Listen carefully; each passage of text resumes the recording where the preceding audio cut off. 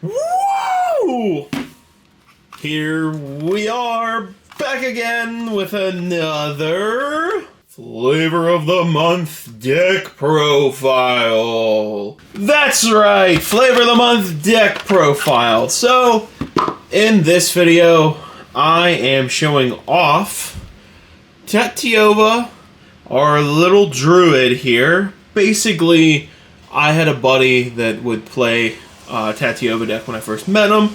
Deck was super awesome, worked really well, great synergy, and I always thought it was cool. So it's been a little while, and I decided I want to play a version of it, just a little bit different.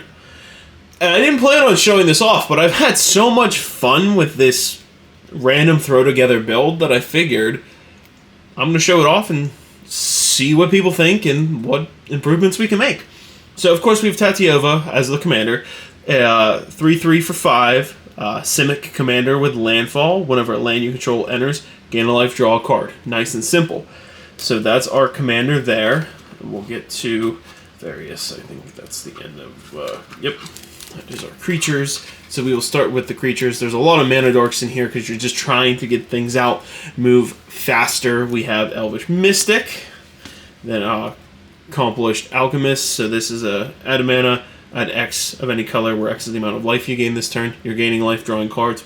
Figured I'd throw it in there. Coiling Oracle, very nice snake druid. Enters the battlefield, reveal the top card of your library. If it's a land, it gives it on the battlefield. If not, it goes in your hand. So get you a card at the bare minimum. Most likely you want to hit a land. So that's why you have that. Leaf Glider, it's a mana dork, adds for green. Ornithopter Paradise, it's a flying mana dork that adds any color. So you can get blue out of it. Elysian Cridit? Sure. It's a plant. Add 1 mana of any color. If you control a creature with mana value 4 or greater, add 2 instead. So it's a mana dork. Then we get into some of the weird things here, like Reservoir Kraken. Trample Ward 2, beginning of each combat. If it's untapped, any opponent may tap an untapped creature they control. If they do, you get a 1/1 blue fish that can't be blocked. So it's early game, 4-drop for 6/6 with Trample. Yeah, it does have a downside, but you are getting some blockers out of it. Why not?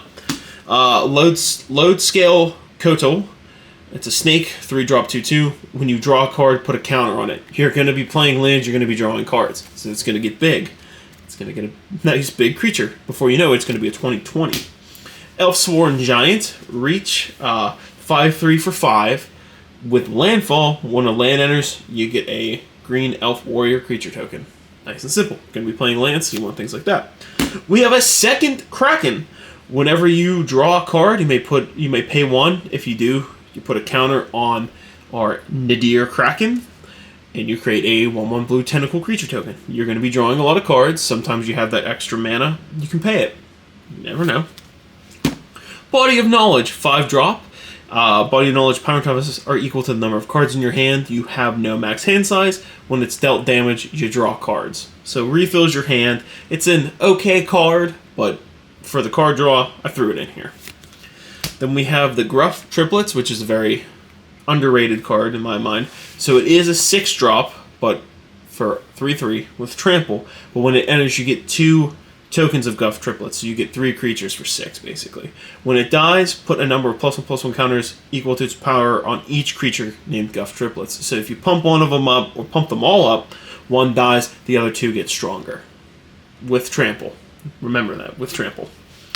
Good old Scoozing Ooze, Scavenging Ooze, 2-drop 2/2, and for a green, exile target creature card from a graveyard. If it was exile target card from a graveyard. If it was a creature, you get a +1/+1 counter and a gain of life. Simple enough. With the Apex Hybrid, Human Mutant, it is bigger with a 5-drop for 4/5.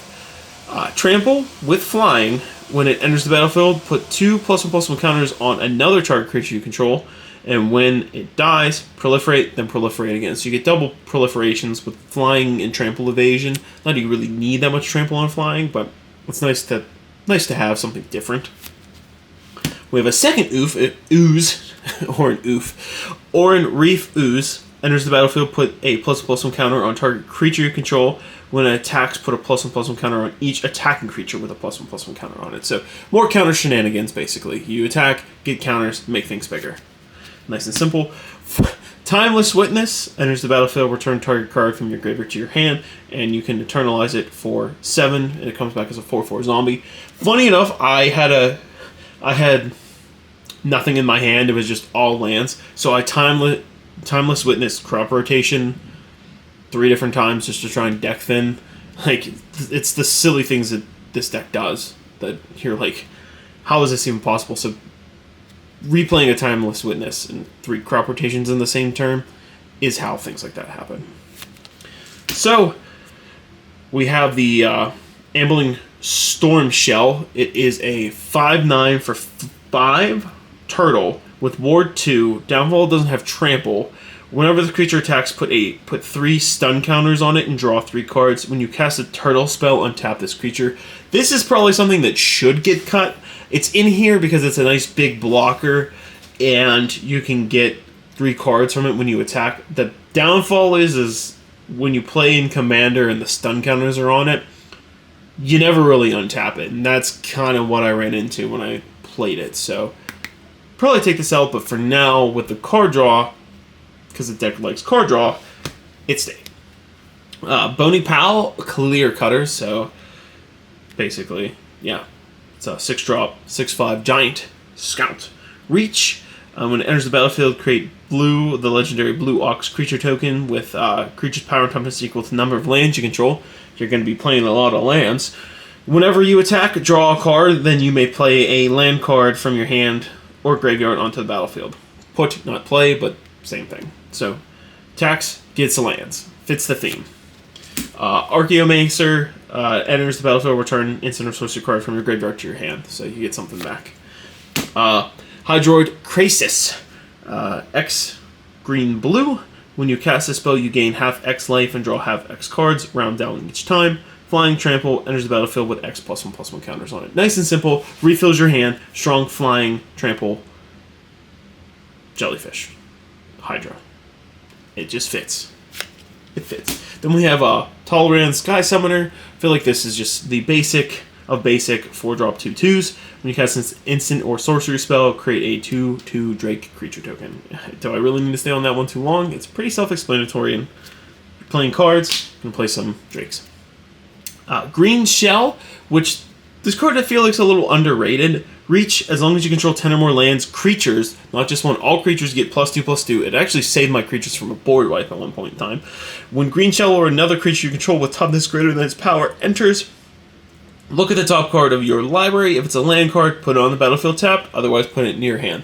So you're doing the same thing, getting lands, putting lands on the battlefield, drawing cards, gaining life. You're keeping the engine in your hand going, because we're going to get to the good stuff here.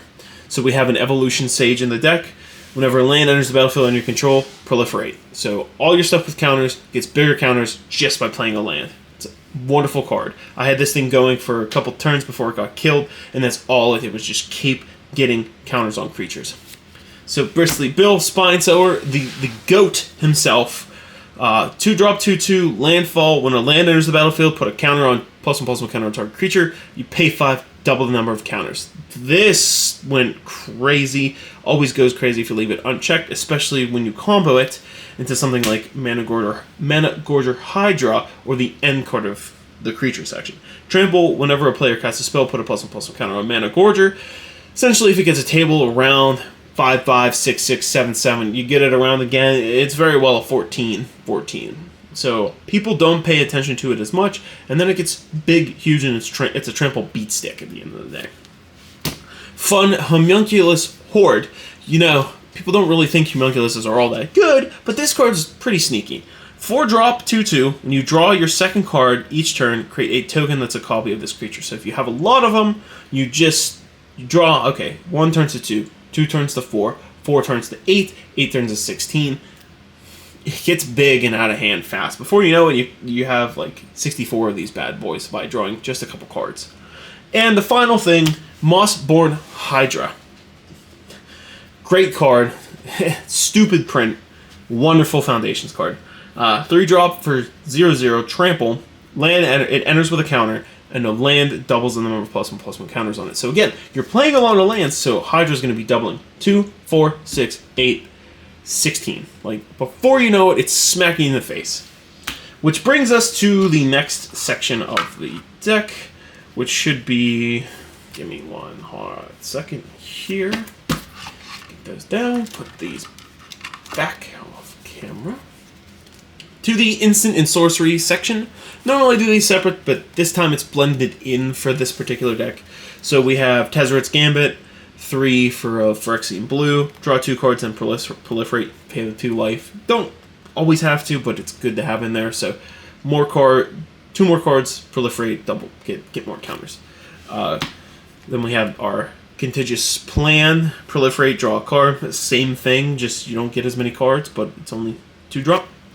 Soul's Might, a little fun card for 5. Put X +1/+1 counters. Put X +1/+1 counters on target creature where X is that creature's power. There's a card in here. I'll explain it a little bit later with things that have happened with that. Green Sun's Twilight, X and a green. Reveal the top X cards of your library. Choose a creature and/or land from among them. Put them in your hand. Rest on the bottom in random order. 5 or more. Put the chosen cards on the battlefield or into your hand, and the rest on the bottom. So you can get cards on the battlefield by paying a little bit more mana. You land and a creature. Again, you're just trying to get the lands out of here and make it work.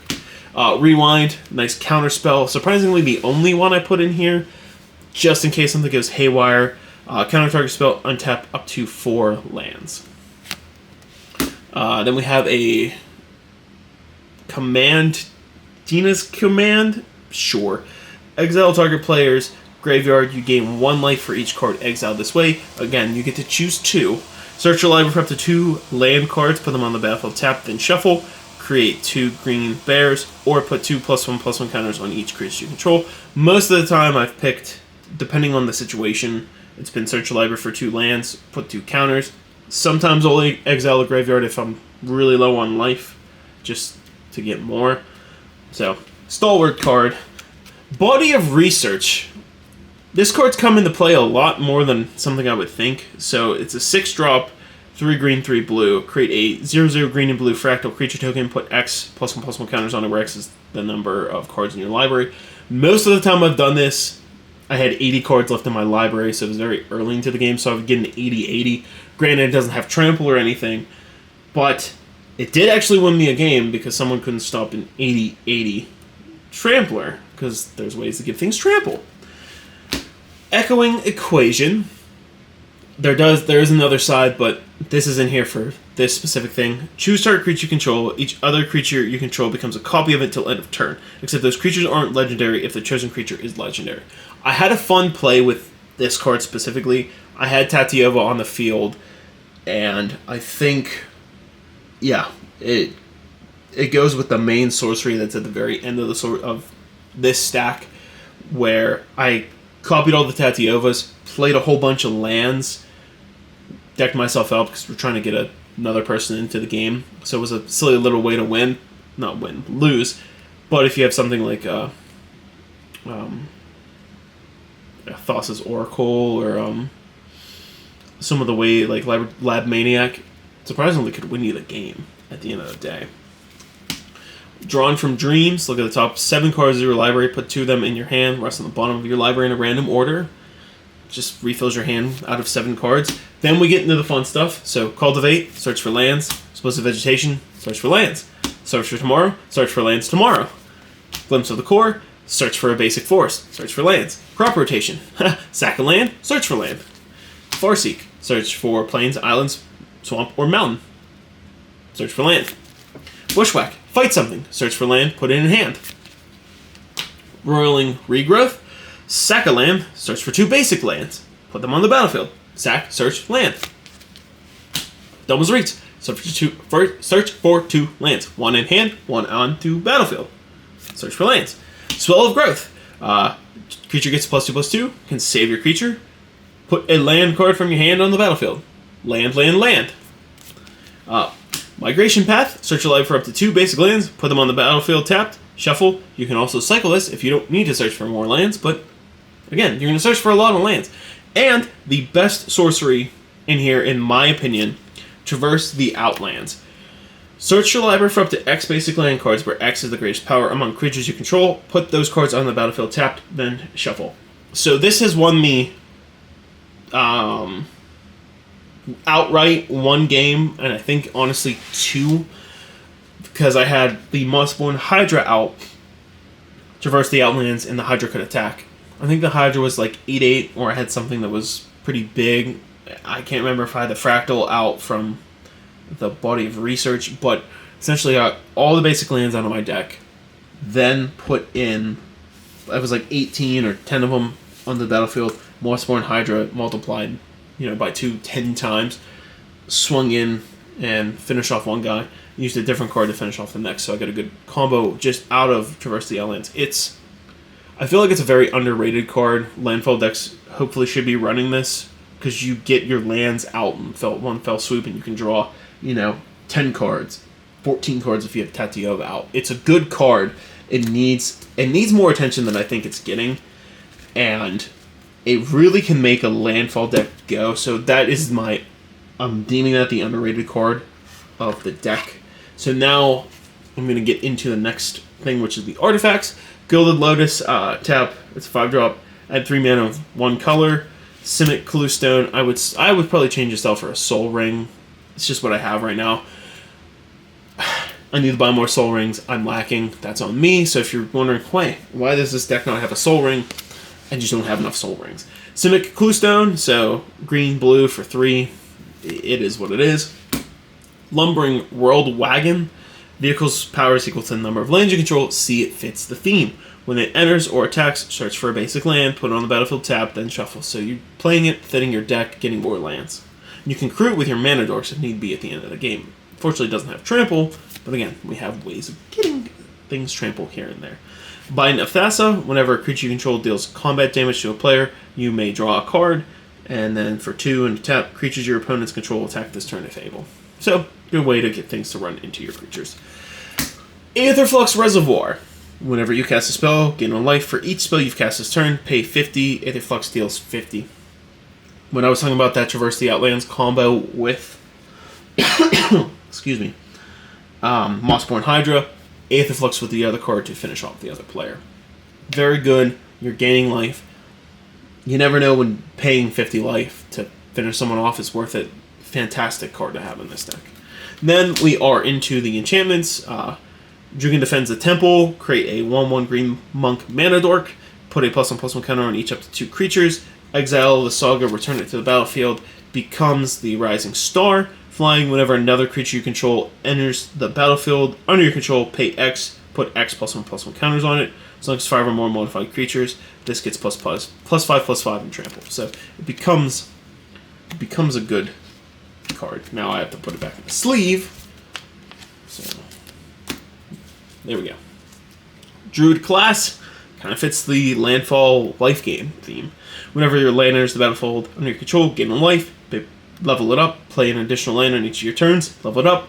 Level 3, target land you control becomes a creature with haste, and its power is equal to the number of lands you control, still a land. So, pretty good finisher. Primeval Bounty. Whenever you cast a creature spell, put a 3/3 beast onto the battlefield. Non-creature spell, get 3 counters. Land enters, gain 3 life. Again, fits the theme. A little expensive for what it is, but if you have a lot of lands out, you have the luxury of playing expensive things. Hey, look, it's a Trampler Enabler. Garruk's Uprising. So this entered. I had an 80/80. So the player couldn't stop an 80/80 trample. Simple things like that can win you the game without really realizing it. This is after I drew 18 cards off of Traverse the Outlands with Tatyova, so I drew into my win con. Creatures you control have trample. When a creature with power 4 or greater enters the battlefield under your control, draw a card. Nice and simple. Into the Wilds, beginning your upkeep, scry the top of your library. If it's land, you get a free land. Fits the theme. Hardened Scales. 1 or more counters put onto a creature, it gets an extra. Primal Vigor. 1 or more tokens would be created. Twice that many are created instead. Kind of helps everyone, but 1 or more counters, put twice that many on that creature instead. So yeah, it's a global status effect, but it's worth the risk in this deck to me, because you can get extra homunculi, get extra counters. It's worth running because it also has, of course, doubling season. Effect will create tokens, doubles the tokens. Effect will create that many counters, double the counters. It's self-explanatory. Needs to be in a crazy kind of counter deck. Death's Presence. Whenever a creature you control dies, put X+1/+1 counters on target creature, where X is the power of that dead creature. Edict Memory. Proph's Memory, you draw a card when it enters. You have no max hand size. Beginning of combat on your turn, if you draw more than one card this turn, put X+1/+1 counters on target creature you control, where X is the number of cards, -1. It doesn't count for your draw step, but again, you're playing Tatyova, more than likely you're at least going to get one counter on a creature. That's just how it's played out in the games, and that's just kind of how it's going. So we have a silly little invasion. I don't know, I think I just have this in here as a joke, because again, the deck wasn't supposed to be this good. Air quotes, this good. It wasn't supposed to work this synergize well enough like it is. So it's a 7 siege for 5. Invasion enters battlefield, search your library, graveyard, and or outside the game for an instant or sorcery card you own, reveal it, put in your hand. If you search your library this way, shuffle, so you can get like a counter spell or something really dumb off of it. And it flips, it might be because what it flips into.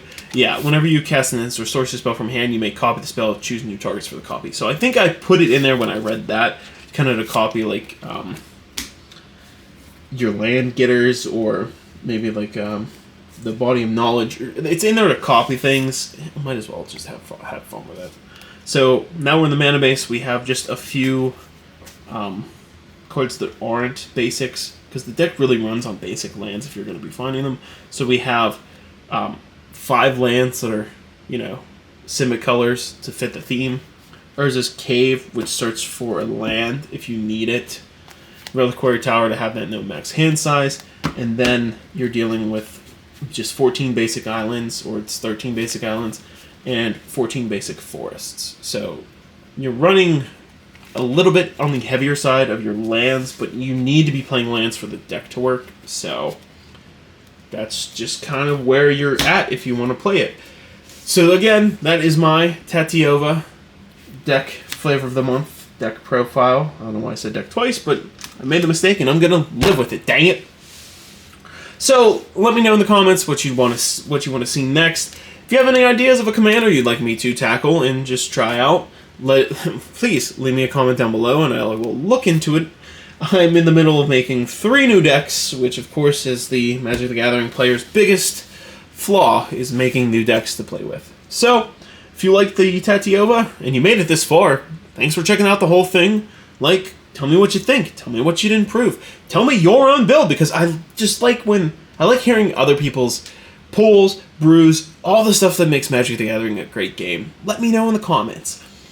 So, I don't really have anything else. John _Deadcorn is going to be signing out, y'all. Thank you for every single new subscriber. If this is your first time watching the video, I'm doing a challenge.